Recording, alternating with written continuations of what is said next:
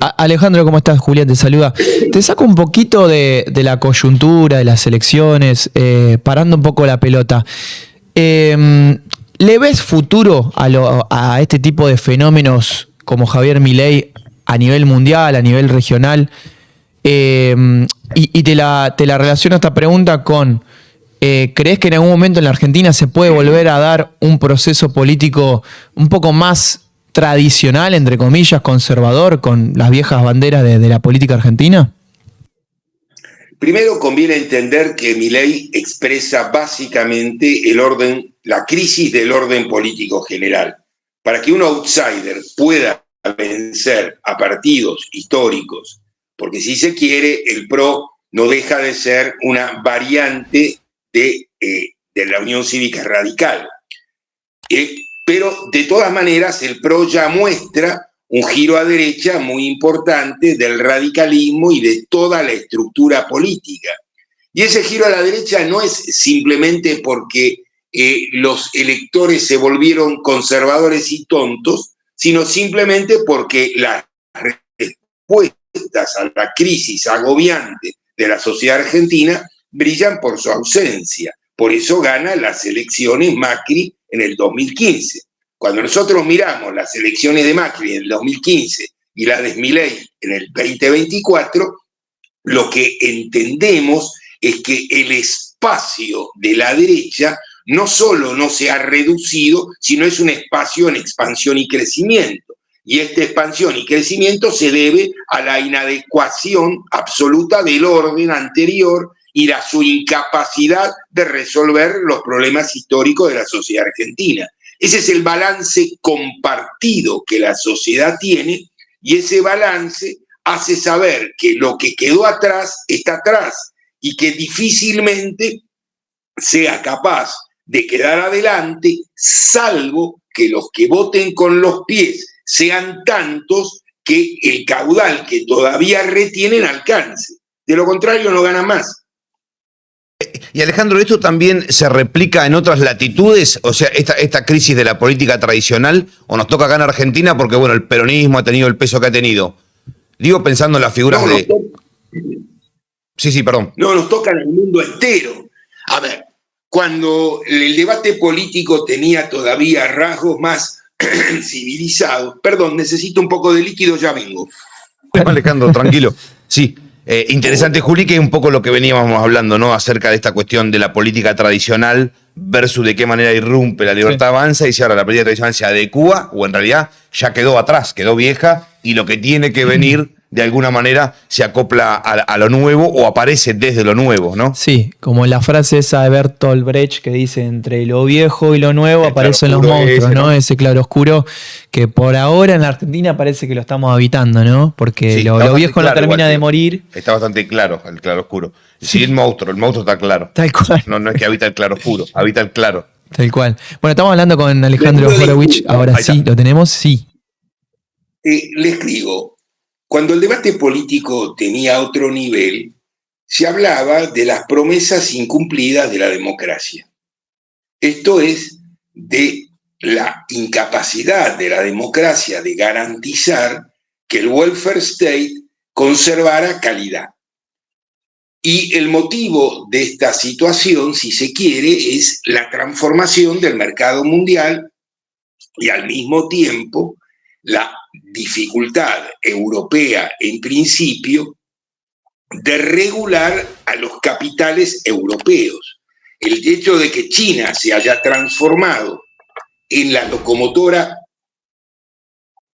económica del mundo supone una relocalización de las empresas, y esto supone pérdida de puestos de trabajo. Ahora bien, si vos aumentás la productividad social del trabajo, es decir, si en menos tiempo producen más y no reducís la jornada laboral, lo que sucede es muy simple. Hay una sobreoferta de trabajadores, una tendencia a la baja del salario y una tendencia a la concentración por la escala en China. Este fenómeno organizado de esta manera arroja una caída de la calidad de vida que se transforma en situaciones obscenamente polares, para que se entienda. En 1970, el gerente general de la General Motors ganaba 30 veces el salario de uno de sus empleados. Hoy gana 300 veces. ¿Se entiende? Primer asunto. Asunto número 2. En 1970, si miramos los trabajos de Piketty, vemos que tenemos una distribución del ingreso que, si se mira históricamente, es de las mejores existentes. ¿Y esto a qué se debe? Se debe a la regulación pública de la riqueza privada. Cuando esta regulación pública decae, los ingresos fiscales decaen, la calidad de los servicios necesariamente se bastardea y por lo tanto empezás a ver una situación de declive. Para el que nació en Estambul y emigró a Alemania en 1970, simplemente el hecho de emigrar suponía un cambio de su calidad de vida. Para el hijo del que nació en Estambul, que ya nació en Berlín, no hay ningún cambio de la calidad de vida. Lo que hay es una degradación de su situación personal. Entonces, la afirmación, mis hijos viven peor de lo que vivo yo y mis nietos van a vivir peor aún, conquista el horizonte. Y esa situación abre el espacio de la derecha. Porque si los tan piolas, cultos, woks, que consideraban el discurso de lo políticamente correcto hasta el infinito, son incapaces, pues bien, los otros, que no reúnen ninguno de todos estos teóricos méritos, muestran un sentimiento de profunda hostilidad a lo que sucede. Te interrumpo ahí. Las víctimas se rebelan. Sí. Pero, a ver, sí, las víctimas no siempre se rebelan bien. Claro. Los que votaron a Hitler en 1933 también se rebelaban contra el orden político existente en Alemania. Conviene no equivocarse al respecto, ¿sí? Entonces, o ofreces una política de mejor calidad, o viene esto. Y como la política de mejor calidad supone un conjunto de regulaciones, por ejemplo, todos hablan en la lucha contra el narcotráfico y el terrorismo. Mientras existen paraísos fiscales, esa lucha es una lucha imposible. Exacto. Mientras existen al mismo tiempo la ilegalización de las drogas, esa lucha es imposible. A ver, imagínense ustedes que en Nueva York, que acaba de ganar un alcalde de izquierda democrática, y para los Estados Unidos es algo así como León Trotsky. Sí, totalmente. Ahora, no se trata de León Trotsky, se trata de un señor que está dispuesto a cobrarle los impuestos a los que tienen ingresos superiores al $1.000.000. Sí. Ahora bien, ¿qué nos hace saber esto? Cuando mirás la distribución del ingreso global, lo que vos ves es que el 1% de la población de este planeta, 80 millones de hombres y mujeres, se llevan la mitad de la renta global. Entonces ahora sí entendés, ¿ves? Sí. No es que no hay, se acumula de un modo obsceno y se priva a los otros de las cosas, y el orden político que organiza esto se vuelve el responsable, y la crítica de derecha es fácil, barata, sencilla y eficaz. Sí. Alejandro, a propósito de esto que mencionaste, del narcotráfico, del terrorismo, de los paraísos fiscales, y América Latina siempre presentado como un territorio de paz, o eso más o menos es lo que hemos vivido, pero bueno, empiezan a aparecer apariciones como buques militares en las costas.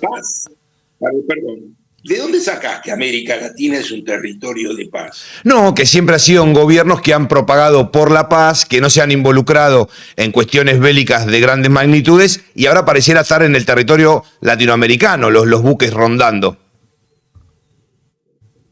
No, lo que cambió es la relación de fuerzas entre los Estados Unidos y el mercado mundial en toda América. A ver, Estados Unidos era el principal exportador y el principal inversor en América Latina. No es ni el principal exportador ni el principal inversor. En toda Sudamérica ese papel lo juega China. Y esto no es una cuestión de Horowitz opina. Los números lo marcan. Cuando Trump intenta, mediante una política imbécil de establecer aranceles, cree que va a modificar esto, queda muy claro que tiene que bajarse los pantalones con China de nuevo, porque China controla de verdad la cadena de insumos estratégicos que los Estados Unidos requieren para funcionar. Por lo tanto, cuando discuten de las tierras raras, de los que discuten es de un conjunto de minerales que se extraen de allí y que son claves para la industria electrónica y la industria militar. Sin eso no funciona ninguna de las dos. Ahora bien, China tiene el 65% del planeta en esto. En consecuencia, simplemente los chinos sentándose a esperar y diciendo, vos ponés aranceles, bueno, ponelos y ya vas a ver. Y están viendo. Entonces, lo que estamos viendo acá es fundamentalmente la impotencia norteamericana a caballo de un imbécil que es Trump, que cree que con este método de matón de barrio puede modificar las cosas. Es el hombre menos serio de la política internacional. Fíjate, los socios históricos de los Estados Unidos, me refiero a Canadá y a México, que organizan el NAFTA. ¿Qué es el NAFTA? El NAFTA es ni más ni menos que una situación de libre comercio entre los tres países. Ahora bien, Trump acaba de romper prácticamente el NAFTA. Si yo te digo que te pongo un arancel, te estoy diciendo que no existe más la política anterior. Ahora bien, si alguien puede hacer esto con un acuerdo de más de 3 décadas, ¿qué valor tiene un acuerdo con Trump? No alcanza a secarse la tinta en que está escrito para que ese acuerdo no valga nada o valga lo que Trump quiera. Por lo tanto, ¿quién va a acordar con Trump y en qué términos? ¿Se entiende? Lo que estamos viendo es una disputa por el orden global. El dólar ya no es la única moneda con capacidad de cancelación internacional, y esto lo vemos en el precio del oro. Sí, cuando el precio del oro sube astronómicamente es porque todos desconfían de la moneda con capacidad cancelatoria. Alejandro. El precio del oro es un ataque al dólar. Sí, sí. Y te pregunto, en relación a lo que estás diciendo, que está buenísimo, muy interesante, ¿cuál es el rol que debería tener la Argentina? No lo pensemos gobernada por Milei, porque si no anula cualquier tipo de análisis. Ya sabemos que estamos atados de pies y manos a Estados Unidos e Israel. Digo, un futuro gobierno, ni siquiera peronista. Atados de pies y manos, conviene no exagerar en este sentido. No estamos más atados de pies y manos que hace 15 meses. ¿Qué quiero decir con esto? Milei no puede romper su acuerdo comercial con China porque no bien lo hace, se hunde. De modo que no es que Estados Unidos modifica su peso relativo. Lo que Estados Unidos logra son términos muy directos en la existencia del gobierno de Milei. Es decir, confundir la dependencia del gobierno de Milei de Estados Unidos con la dependencia de la sociedad argentina de Estados Unidos es un error analítico.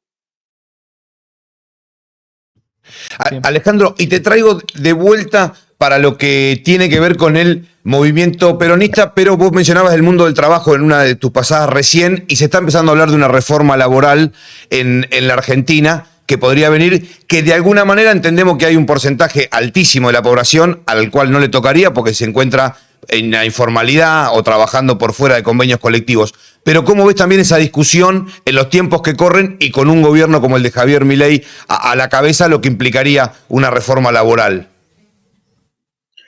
Una reforma laboral planteada en estos términos es sencillamente la desaparición prácticamente de las condiciones del mercado de trabajo anterior.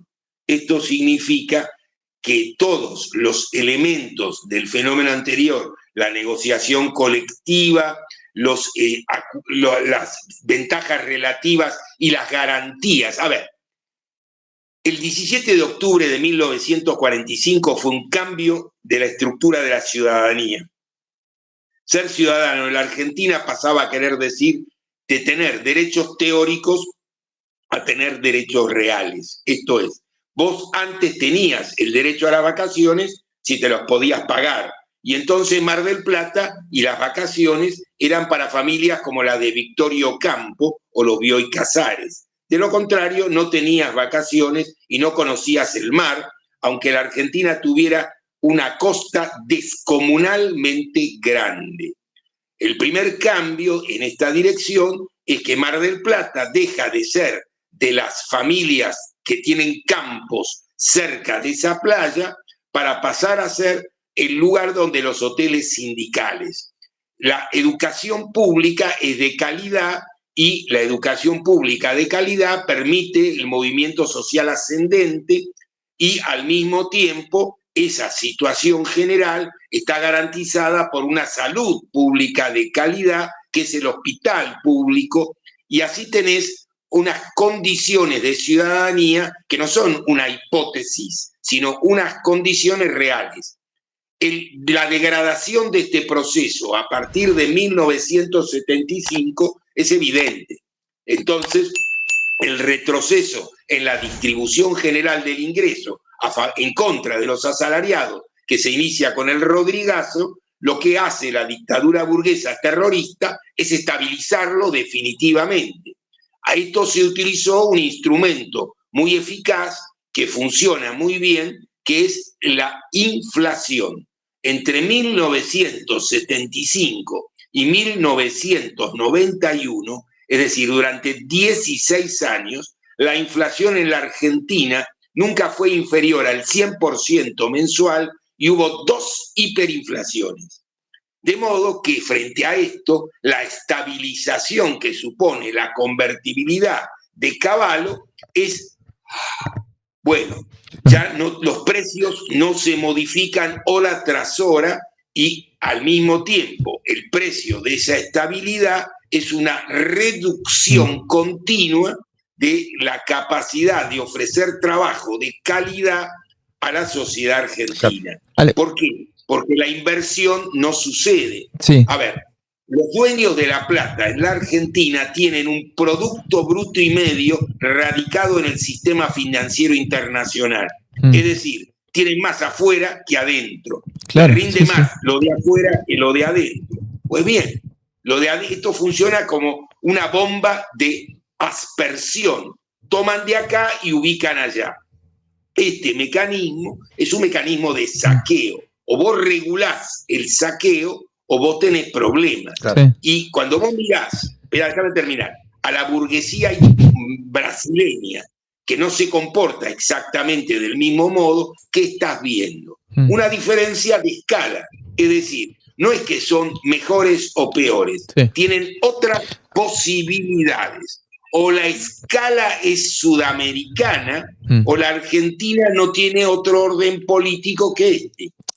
Claro, la pregunta sería si se puede reeditar algo parecido en este contexto, si se puede hacer algo parecido quizás a lo que está haciendo Brasil en la Argentina. A ver, para que se pueda reeditar, en primer lugar, Brasil tiene que ir más lejos que su propio provincialismo. Conviene recordar que en un momento determinado, cuando el comandante Chávez planteó el problema del Banco Sudamericano, planteó el corazón del problema. Sí. La unidad monetaria y la unidad fiscal harían posible los Estados Unidos de Sudamérica. Y los Estados Unidos de Sudamérica tienen las posibilidades que no tienen de ninguna manera ninguno de los países sudamericanos per se. Ahora bien, cuando uno mira a Honduras se entiende, no importa quién gobierne Honduras, Honduras no puede tener moneda propia, no tiene un ancla capaz de suceder, solamente puede tener moneda propia si existe un banco central sudamericano y moneda sudamericana. La idea de que hay decenas de monedas, porque hay decenas de banderitas en Naciones Unidas y que cada una de esas monedas es una moneda, es una fantasía literaria. Monedas en rigor de verdad hay 2 o 3. Uno puede decir el dólar es una moneda, el euro es relativamente una moneda en espejo con el dólar y el yuan chino es una moneda que está en proceso de expansión. Ahora bien, lo que estás viendo es una pelea descomunal y el que avanza en esta pelea es China, no los Estados Unidos. No es China la que impone los aranceles. El que pone los aranceles es el que intenta desequilibrar un juego porque no puede competir a cielo abierto. Alejandro, no te queremos robar más tiempo, pero te hago la última. A propósito de todo esto que estamos mencionando, se habla mucho de la juventud en estos tiempos y bueno, qué está pasando con la juventud, para dónde vira la juventud, y aprovecho a preguntarte por el peronismo, ¿por qué ha quedado tan lejos también de la juventud y qué crees si hay posibilidad de recomposición en esa relación peronismo-juventud para los tiempos que se vienen? A ver, ¿de qué discuten los partidos políticos? Hoy está rara la discusión, no se ve mucho a la luz, hay una discusión media de palacio, ¿no? Por ejemplo, esta interna peronista que nadie comprende por dónde viene, etcétera.